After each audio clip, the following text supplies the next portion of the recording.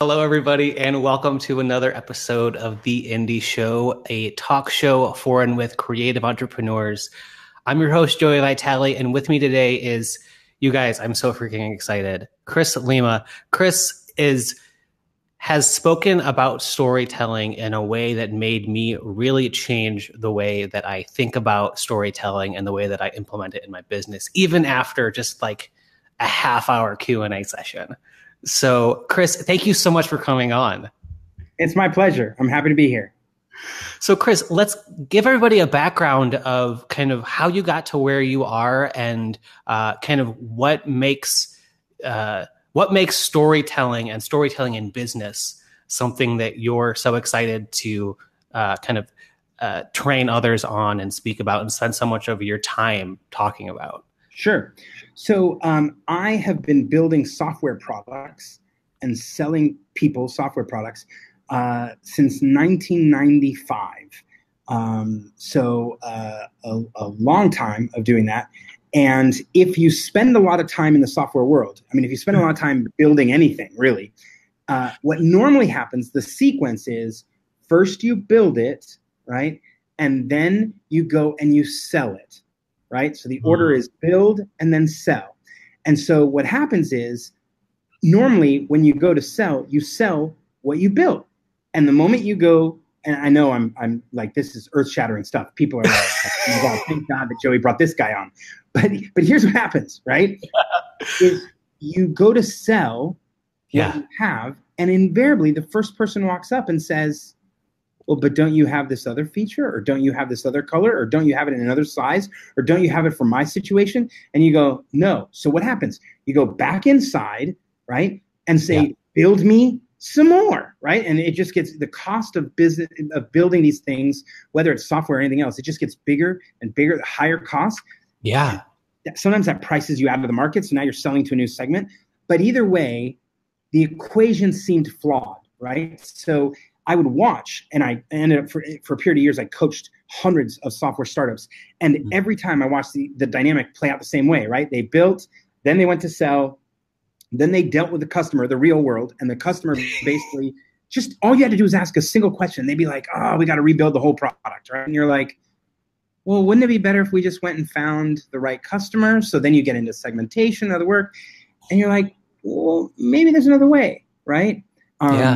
So I started suggesting that we start with the story itself. So imagine you have no product yet, and you start with, how's this conversation going to go, right? I'm going to go to Joey and say, Joey, oh my God, you know what? You are talking to people all the time. So let's talk about a video camera that works for you, for your podcast, that works for you. Let's talk about that video camera. And you go, yeah, but here's the thing, right? I'm not always in the same location. I love it when I'm at my house, but sometimes I'm on the road. And and you go, so wait, now we can start having this conversation about a video camera that works at home and works on the road. And you go, yeah. But then you're like, you're in a hotel room and the background is like weird. Like it just looks wrong, right? You got those curtains that look a little too old, or your bed is unmade, but that's exactly where the desk is pointing. And you're like, well, what if you just wanted to black out your whole background? And you're like, oh my God, like that would be incredible. And you're like, okay, well, sometimes you're in hotels and your bandwidth isn't high. And you're like, oh, if you could do this little mini sequencing where you suck in the video and hold it, clean it up, and then push it out so that was where you, oh my God, like that would be. And so we have this whole conversation, fictitiously, of course, right? Yes. Before we build the product. And then we craft the story. And then when we craft the story, we embed the story into the product. And if you embed the story into the product, it changes the nature of the product. Now, when you go to sell the product, you're like, hey, Joey, are you the kind of guy that does video conferences and podcasts from your home, but sometimes you're on the road too? And you go, yeah. You go, so you need something that looks good at home and on the road? Yeah. So you need a stand, but also clips to the computer? And you go, yeah.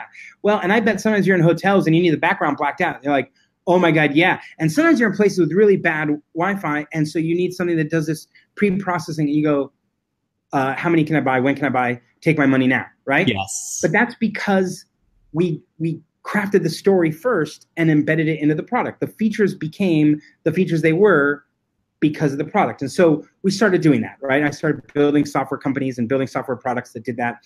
And it changed the nature of, so initially I ran all the engineering, and then I started running all the marketing teams, and then I started running all the engineering and marketing for these product companies.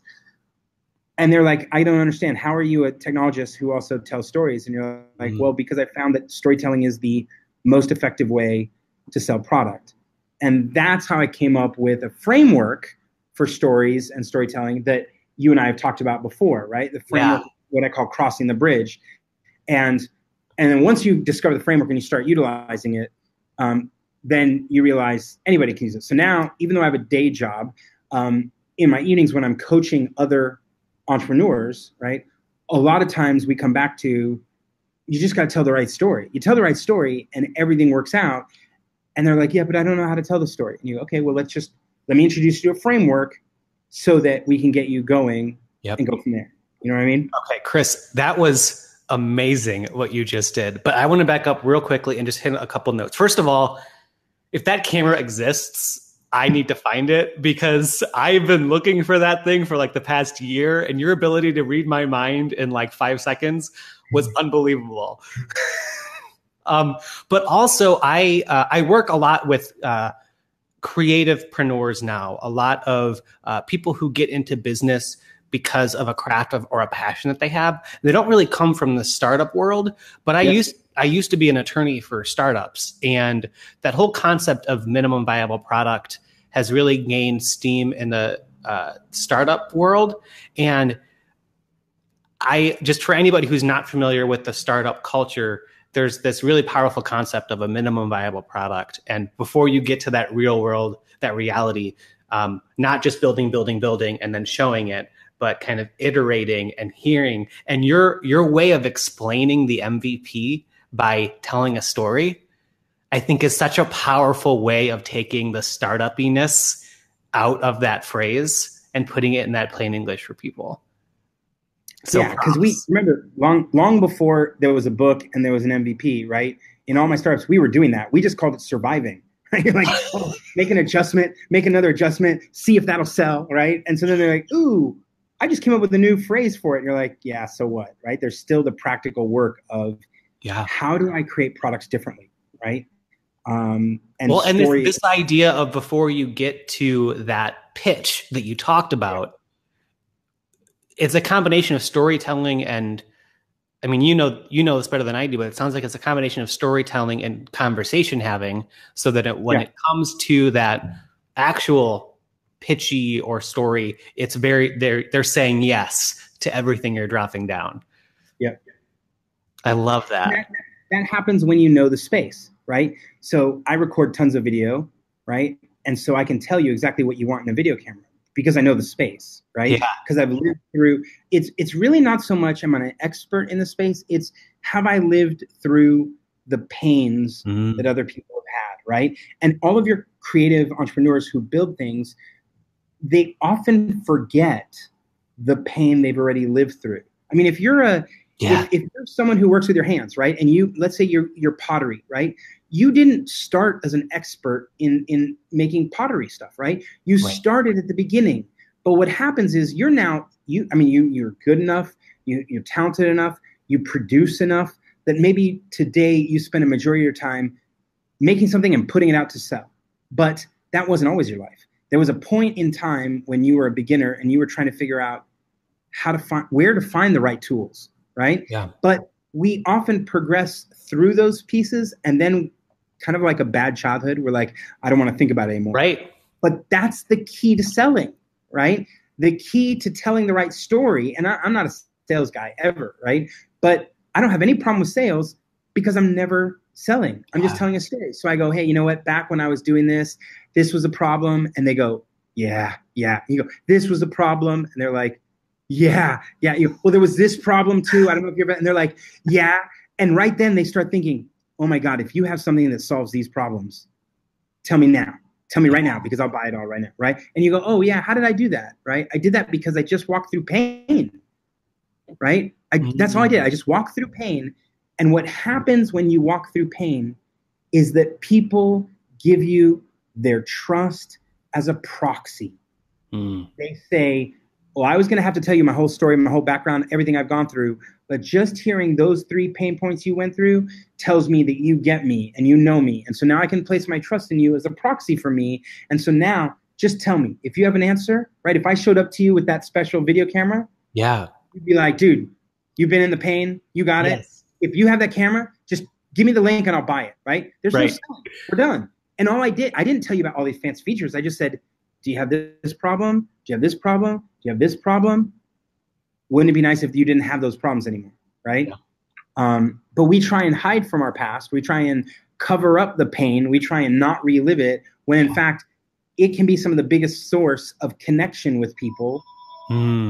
Both suffered through this particular pain. And maybe I suffered through it a couple of years ago and you're in the middle of it right now, but that's how we can connect. Yeah. Right? I love that. I love that. So you mentioned this idea of this framework that you and I had talked about before. Can you dive into that a little bit more? Because it's an awesome framework. Yeah, sure. So let's imagine, right, that you are on the hunt for the perfect microphone. I mean, the best microphone in the world where the whole rest of the house could be in chaos and nobody would hear it. That your microphone would be like just 2 inches from your lips, and when you spoke in, it heard you, and any other noise, anything else was never there. It was a perfect microphone, but it was small enough you could take it with you. And imagine if I tell you that the perfect microphone is up on a hill. I mean, it's a ways off, right? But I can show you the store. I can point to it, and you look out your front door, and you see the hill, and you see the microphone. You see the microphone store, right? And it just so happens that you see a path coming from that microphone store down the hill and through everything else. And it runs right in front of your house. And you're like, oh my God, if I just take this particular path, I will get myself to the microphone store and then I'll get the magic microphone that I've wanted for my whole life. So I say, let's do it, right? Go, get on that path and you're on your way.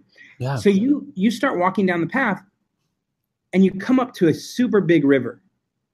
And you get to the river and you're like, that's fine. It's a nice warm day. I'll just walk across the river. So you take a couple steps in the river. And as you step into the river, it goes deep really fast. Suddenly water's up to your eyeballs and you're like, whoa, I got to back up. And so you get out onto the riverbank and you're wet. Yeah. And you go, okay, you know what? I'm just going to swim across, right? I can't walk across. I'm going to swim across. So you dive in, you take 2 strokes, but immediately you're a half block down the river, right? It's moving fast. And you go, whoa, this is dangerous. So you back up and you get on the riverbank, you walk back up to the path and you're standing there and you're frustrated because you're wet and you're tired and you tried with all your energy, but you couldn't get across the river. And then you hear it, right? You hear that noise, but long before you see the boat, there's a motorboat coming your way. And there comes, right? A couple minutes later, there comes a motorboat coming up the river and it comes up to you and the guy says, hey, do you want to get across the river? And you go, yeah. He goes, it's $10. So you grab $10 out of your wallet and you hand it to the guy and he takes the $10 and he drives away. And you're like, what the heck just happened? Right? Yeah. Now you're broke, you're tired, you're frustrated, right? You're still wet. And you're like, whatever. And so you start walking up the riverbank, mostly just to clear your mind, right? And so you walk up the riverbank and you walk for an hour.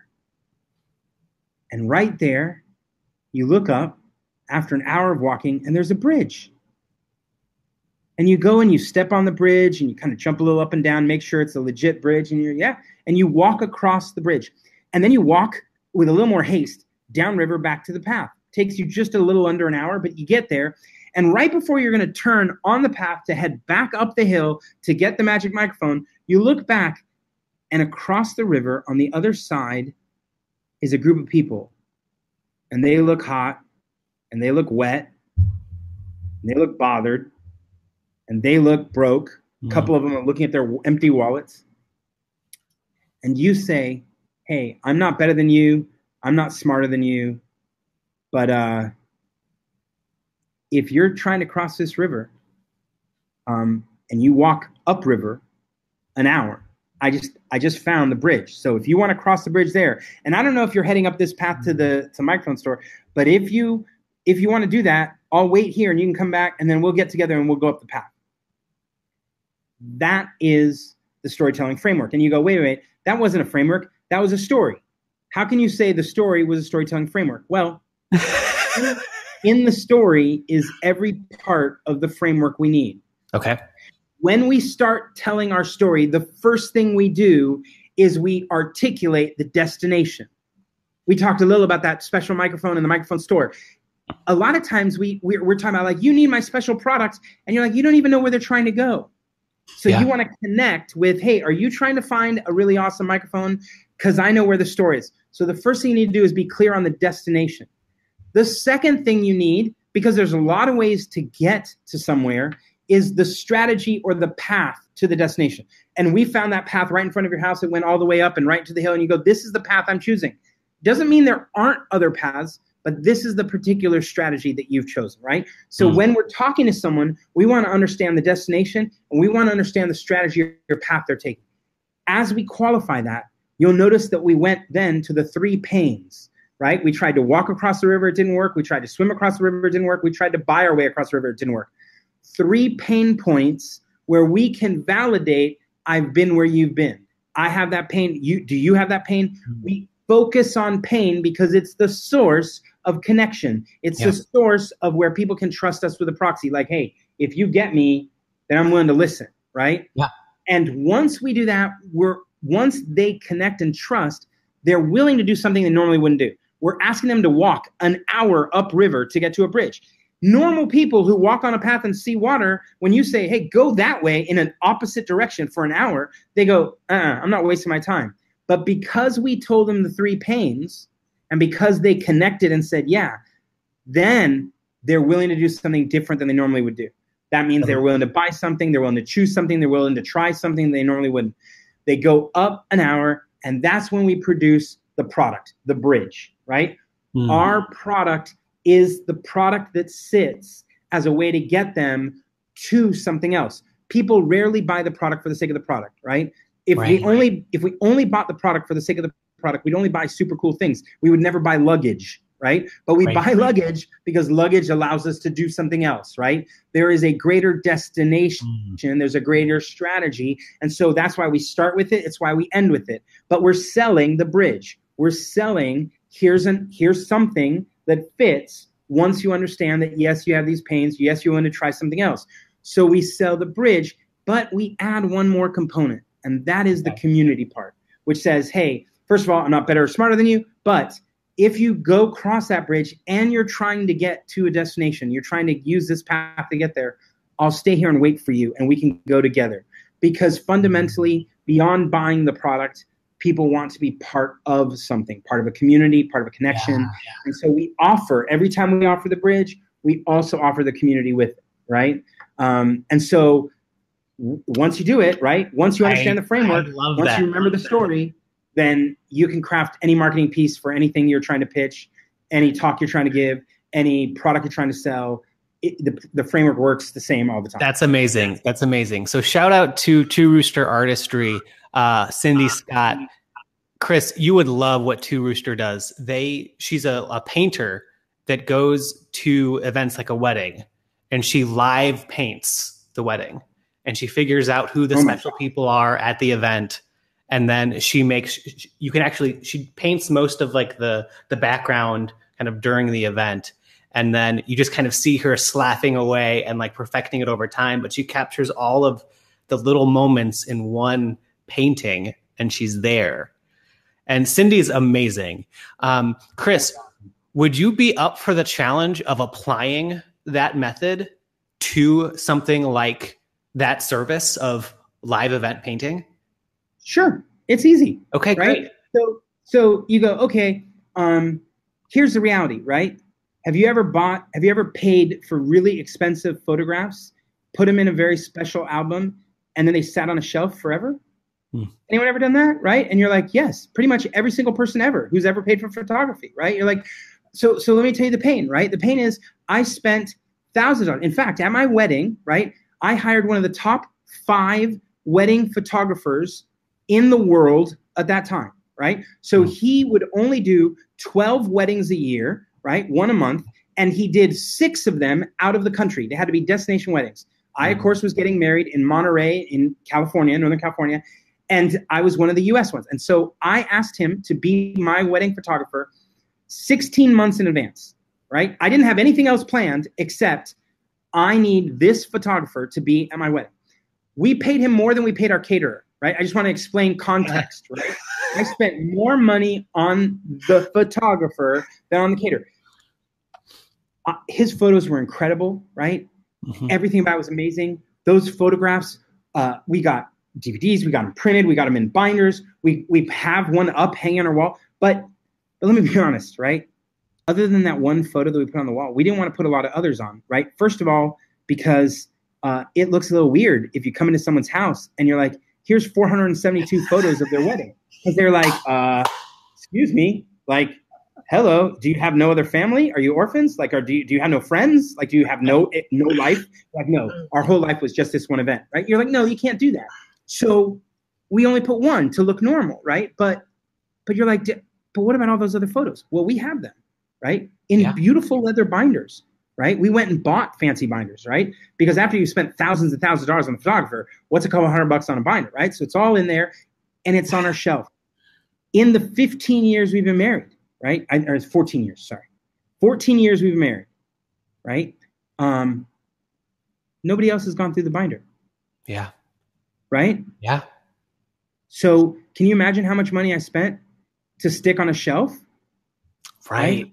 Now, it's worse than that, right? Because my buddy, right, this guy who became my buddy, because when you spend that much money, you spend a lot of time talking to him. But my buddy, who is this incredible photographer, it turns out, right, he's kind of a prima donna, right? So I don't know if you've ever had a prima donna at your wedding, like a real live prima donna, right? Like when the waiters came up to the reception and they were like, do you want chicken or beef? And he's like, both. I'll take both.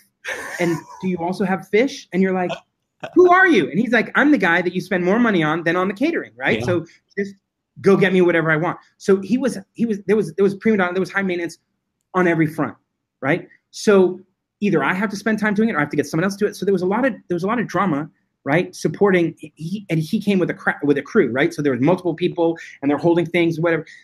So much so that in between the wedding and the reception, right, we didn't have like a 20-minute photo moment, right? We spent like an hour. Yeah. And the problem was that I had told the bar, hey, for 20 minutes, make it an open bar. But I have some crazy friends. So after the 20 minutes, make it a pay bar so that, don't run me out of house and home, people. That's right? Actually really smart. Yeah, it was going to be great. Yeah. It was going to be awesome, except that the person running the event was like, we'll just keep it an open bar until Chris gets here. And my prima donna photographer took an hour. So my alcohol bill went through the roof, right? Yeah. And you're just like, these are all the things that happen, right? So imagine how much I spent on the photographer. And I don't know if you ever had this, but you spend money on alcohol for the other people because I'm busy with the high maintenance photographer, right? Who's awesome, but still it is what it is when you're dealing with someone of that caliber. And then, right, the reality is most of the photos are me, my wife, our wedding party, and our family. We had 200 people who were also special guests. Mm-hmm. But there's no time to get those pictures of those people, right? Yep. I mean, you can't be like, no, each one of you has to come up here and get a special picture. You can't do that. You're like, picture of the moms, picture of the dads, picture one side family, picture the other side family. Let's get out of here, right?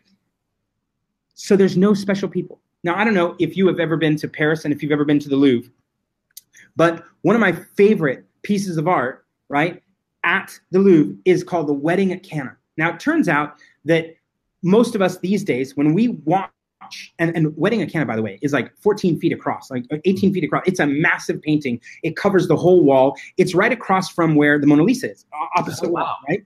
And so you're standing there, like everybody else is looking at Mona Lisa, which, by the way, is a very small photo. And I'm looking at The Wedding at Cana. And I'm like, this is an amazing, amazing piece of art. But we look at it and it's almost like, oh, this was a photo, but it's not a photo. It's a painting. And I don't just mean it's a painting different from the texture and dynamics of painting as it relates to photo. I mean, a photo is a moment in time snapshot of the reality of an event. A painting is an artistic set of choices that speaks to us and tells us a story, right? So I'm looking at Wedding at Cana, and there are people in this portrait who were not at the Wedding at Cana, right? if you don't know, if you don't know history, right? You go, oh, I don't know, it's a wedding, and isn't that the wedding where Jesus turned water into wine? And you're like, yeah. So why is Einstein on the corner? Now it's not Einstein, but like, why is Einstein there? That doesn't make any sense. And the painting was like, well, I would like to put different people there, right? Yeah. So imagine if I came to you and I said, what if I could bring to you some solution that wasn't the photographer that's going to cost more than your food bill? Yep. What if I could bring to you a solution, right? A memory creator for your wedding where there was no prima donna, no high drama. It was super easy and smooth. They were in the background. You didn't even have to worry about it. Okay, that's 1, 2 problem. But what about the third? What if they could focus not just on you and your bride, not just on the family, but they could find special people. And just like at the wedding at Cana, they could insert them in all the right spots so that you had this thing. And then what if it was so magical and special that you could put it up in the main wall of your home, and it was a conversation piece, not to put on the shelf, not to stick in a binder, but a conversation piece for every person who walked into your home for the next 20 years. And what if I could do that for less than a normal photographer? Would you be interested? And you go, well, I need more details. I'm like, well, let me tell you, right? I have a friend who goes to weddings and she creates a painting of your event. She puts all the special people in, but it is a work of art. Yeah. It is something that you will cherish for your lifetime and that everyone will see. And trust me when I tell you, if you put 432 wedding photos on your wall, people would be like, there's a problem with this guy. But if you put this picture of 432 people on your wall, if you put all of the participants or all the main ones, if you put the family and you put your friends, if you put your frat buddies and everybody else, if you got that all in one painting to remember your day, and you had that conversation piece, right? Yep. Wouldn't it be more worth it? Man, I got chills. Chris, first of all, that was completely unplanned. To people who are watching, Chris, that was amazing. And Cindy just asked how much for a recording of this. Oh my gosh, that's great. So Chris, that was amazing. And that's just kind of a small snapshot of one of the examples of how you could take this framework and make it work for your business. If you don't mind, I want to spend the next chunk of time talking about the difference between walking through that framework as like a sales conversation, like when you have somebody on the phone, versus when you're doing social media marketing. How can you start to tell that story when it's not an actual one-to-one conversation? Yeah. So when you're talking to people, right? Yeah. You're just going through the bridge framework. You're literally like, okay, where are you trying to go? Okay, what path are you taking? Have you ever had problem 1? Have you ever had problem 2? Have you ever had problem 3? Let me add some, flourishes to it. Let me tell you about the bridge, yeah. Right? And then invite you to consider it, right? And that's it. And you go, yep, it works, whatever. Now you go, oh, but hold on a second. I got a minute's worth of time, or I got 30 seconds worth of time. I have a Twitter tweet or a Facebook post. I don't have it all, yeah. Right? The beautiful thing is the framework still works. You start with pain, right? And when you start with pain, each pain is its own post. So imagine if we were talking about, you use a product called Be Live. You use that to be able to put videos into Facebook to do interviews, etc. Right? Mm-hmm. So imagine if you were working for Be Live, right? Mm-hmm. And you said, how do I pitch this, right? And you go, oh, okay. So I'm going to create a question, right? A question that highlights pain, yeah, and put it on Twitter, or put it on Facebook, right? So you go, hey, when is Facebook going to figure out, right, how to do multi-person interview videos in their video console, right? Question mark, right? Now, when I ask that question, I'm likely going to get a lot of people give me thumbs up or pluses or hearts or whatever else, right? Because they're going to be like, yeah. But initially, they think I'm ranting. Initially, they think I'm complaining, right? So now I can go, after a whole bunch of people have commented, right? I can go into the comments and I can ask pain number 2, right? Why is it that every single Facebook integrated product for video, whether you're using Mevo or anything else, why do these things suck and try and create their own interface? They got to create their own product, their own, networking protocol, their own sharing thing. Why can't they just work with Facebook's native tools? Yep. Question mark, right? Now, the people who were in the pain point of the first one are still there, and they're going to get notified that you are part of this thing, right? So, and we're only talking about Facebook right now, but you ask the question to that audience, and they go, yeah, I totally know, yes. And what you're hearing is, I have that pain too, right? I tried this product, I tried this product, I tried this product, right? Then we get to pain 3, right? Why is it that every single product that promises to do video interviews on Facebook and social media and Twitter and Instagram, right, overpromise, underdeliver, and they all need 99 of my dollars every single month? Could someone explain to me why they all magically come to the same point, right? They all magically cost the same thing. Like, is there no nuance? Is there no one that can do it at $69 or $29 or $49? Like, why is everybody charging that? Oh yeah, God, it's so expensive. It's so this, so that. Now what's happened? We've gone through 3 projects, right? 3 pain points, 3 mini conversations. And then you hit them with the big wow, right? You go, oh my gosh, guys, I just found a solution that works with Facebook, that doesn't cost $99 a month, and that integrates natively so that you just push a button and it works, right? Ping me if you want to know anything. And by the way, I'm not selling it. I just have the info, right? Yeah. And they go, Joey, give me the link now. Like right now, post it here. I want it. No, hit me up because I want to know if it really works for you. There's some nuances. And so I just want to have a conversation and just make sure, right? And all you did was 3 pain points. And then when they get on the phone, right? Or when they DM me or when they, private message me or whatever, right? I want to find out, well, what have you tried, right? I want to qualify pain. What have you tried? What did you work through? What were you paying? All the same ones again, but I want to qualify that they really have the pain. Why? Because if you don't have the pain, if you're just looking for a quick random link, right? Yep. There's no investment, right? There's no investment. You don't want to do that. So you go, oh, no. PM me. What have you tried? What have you spent? What are you doing right now? Blah, blah, blah. And then you go, okay, well, given all this stuff, I think you might want to check out BeLive, right? .tv. Yeah. And at that point, they're like, dude, if it does what you just said it does, right? I'm ready to go. And you go, oh, by the way, I have a whole podcast where we use it and whatever. So if you want to join and hang out and watch, there's your community piece, right? Yeah. And continue from there. Now, let's say you're on Twitter, right? Twitter's disjointed. You don't have the same thing. But the truth is, right, you can do the same thing, except now, because Twitter has the ability to do tweet storms, right? Mm-hmm.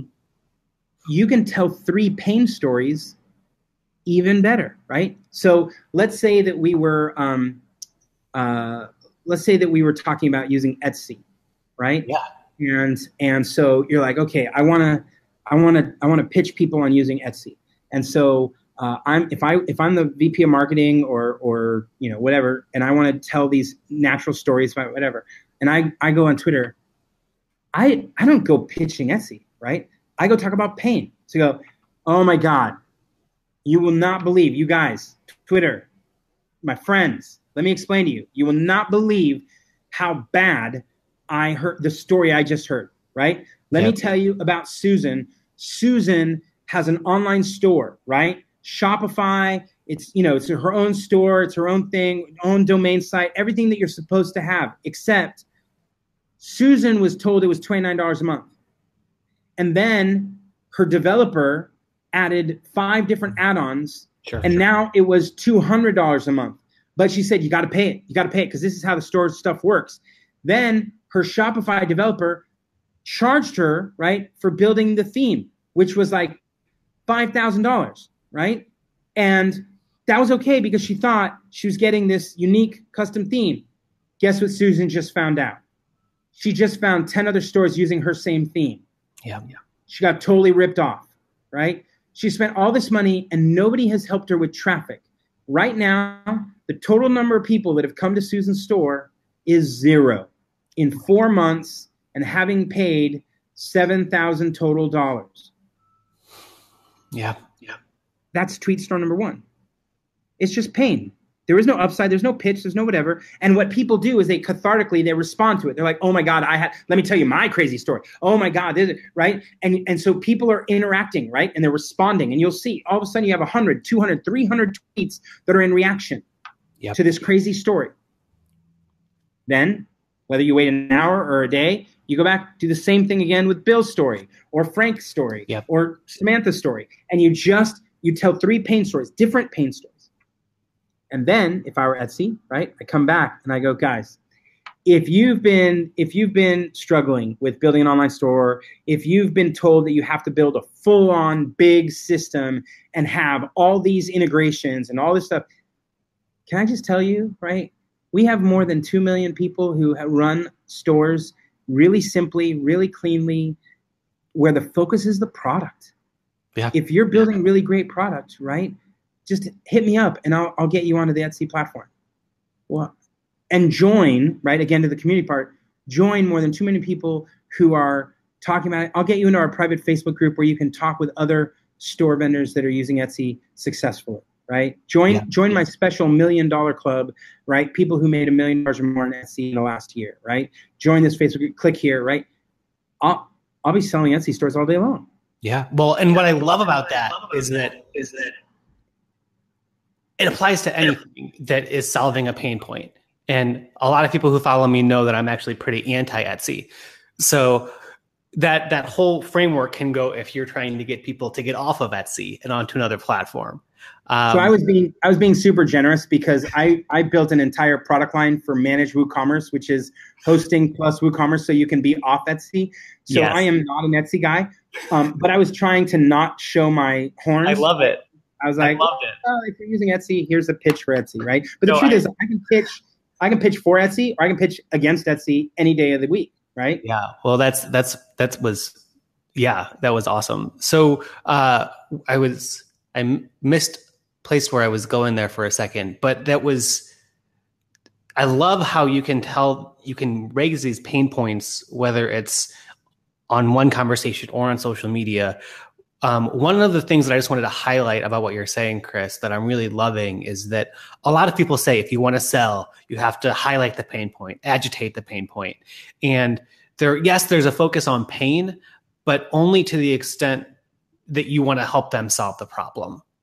And I think you always have to keep that in mind when you're in. It's not just about me being salesy and talking about problems that the customers can have. It really is having a solution that you are genuinely confident about and having that bridge that you are just really passionate about showing people to and walking them to and with. Yeah. So I think people who play in there's some people who just pitch on features all the time. There's other people who pitch on benefits all the time. There's some people who just agitate enough so that I can, get to my next talking point. And the problem with that is the reason so what we call this, right? Or what I call this is marinating in the problem space, right? Mm-hmm. So right when I was out of college, I had some buddies, they wanted to come over for steak. I was going to grill in the backyard. I just bought a new grill. It was $100. That was the most expensive grill that I'd ever bought, right? It was one of these smaller Webers. And I was like, everybody says Weber is kind of the thing. So I bought this Weber and I was out there trying to figure out how to do it all. And the guy comes in and goes, oh, you know what? We didn't marinate the steaks. I'm like, no problem. So I grabbed one of those gallon Ziploc bags. I opened it up, threw the steaks in, grabbed a bottle of A1 steak sauce, ripped off the top, poured the whole bottle into the bag, closed it up, threw it in the fridge, closed the door, and then went to work on the coals. And he's like, what are you doing? And I go, I'm marinating. He goes, that's not how you marinate. I'm like, every time my mom or dad barbecued, they took the meat out of the fridge and it was in a plastic bag with a bunch of juice in it, right? Like sauce. Like that's he goes, yeah, but it has to sit in the sauce like for more than 10 minutes. And I'm like, No, it'll be fine. It'll be fine. So, of course, you can imagine, right? I bring the plastic bag out. I unzip it 5 minutes later, put the steaks on. Nothing's happened, right? I didn't marinate. That's what happens when people are like, oh, just agitate the problem and then jump to your next talking point. You've done nothing, right? If you want to actually build that proxy relationship, that trust relationship, you have to marinate in the problem space. You're not going to be there for 2 seconds. You're going to sit and connect. You're going to say, I've been where you've been. You're going to say, I'm not smarter than you. I'm not better than you. I just happen to be an hour in front of you. I happen to have done it a little. I found the bridge just minutes before you found it. I'm not trying to say I'm better, but I'm going to sit with you in your pain. And because I've been there, because you know I've been there, now you know there's a connection. Now you know you can trust me, right? Yeah. That's marinating in the problem space. And you have to do it that way so that people connect and trust. If not, it's the timeshare guy who's just like, hey, have you ever said to yourself, I don't go on enough vacations, right? Well, I said the same thing too. Let me talk to you about this timeshare. And you're like, whoa, wow, boy, your version of, agitating pain wasn't all that useful, right? And by the way, it was super transparent. You were doing it just so you could get to your pitch, right? And that's not very helpful at all. I love it. Chris, I want to respect your time, and this has been amazing. Where should people go if they want to follow you, to pick up what you're throwing down, to learn more about storytelling on social? So I have a blog that's chrislema, Lema.com. And so you could go there. I have another blog on leadership that is at leaders.blog. And that's a different one. I'm on Twitter at Chris Lema, ChrisLema. I'm on Facebook as well.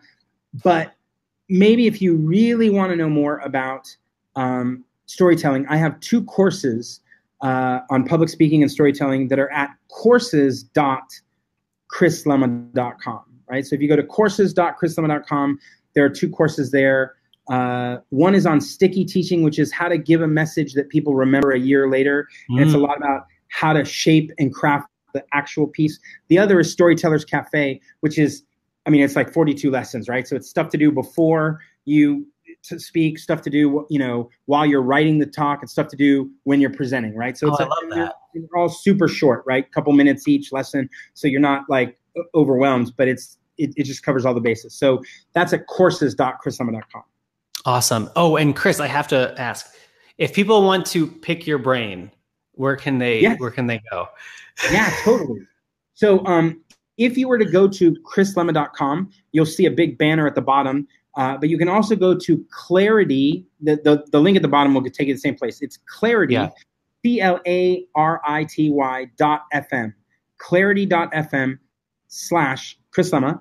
And I, up until recently, I haven't double checked, but I was the 3rd most called person on that network. So what happens is entrepreneurs across the board on so many different features and functions, people all go there, and you find these people who are good at public speaking, or good at raising money, or good at building product, or good at building SaaS, or good at WordPress. And that's where I hang my shingle and do several calls. You pay, but you only pay by the minute.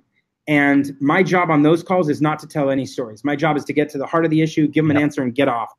I think the average call is about 22 minutes, but the shortest call was 2.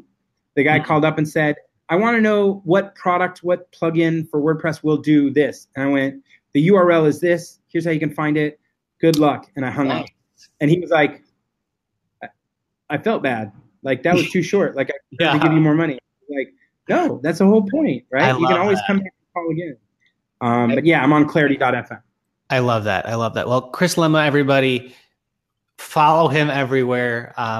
Chris, I'm going to be re-listening to this interview like on repeat.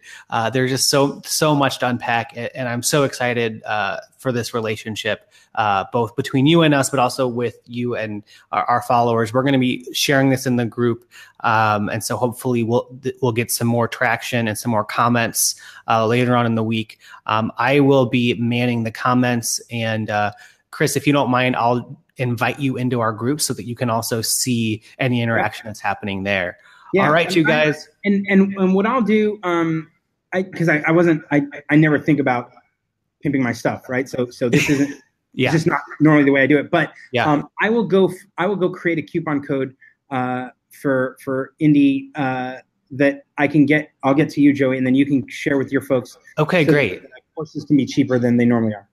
That's fantastic. I was going to say I wasn't expecting any discounts, but that's very generous. My pleasure. Chris. My pleasure. You guys, this guy obviously knows his stuff and is worth following. Chris, thank you for your time. Everybody, thank you for watching this live or on the replay. We'll catch you next week. Until next time, see you guys.